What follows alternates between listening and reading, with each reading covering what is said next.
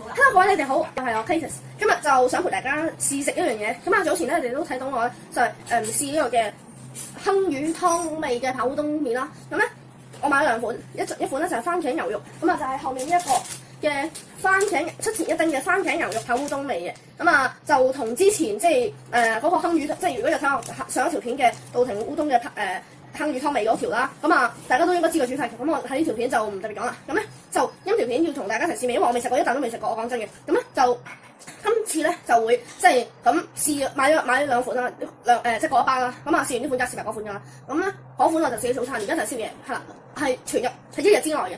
事不宜遲，廢話少講，開始擺翻度先。嗱，唔好誤會啊，我唔係做廣告啊，只不過係俾大家一路睇住㗎咋嚇。咁我而家就試下先。但係我覺得咧，唔知點解係咪咧望落去嗰個擺出嚟嗰個樣咧有啲辣嘅，唔知點解。試下先，我而家撈勻佢先，係啦，試下先。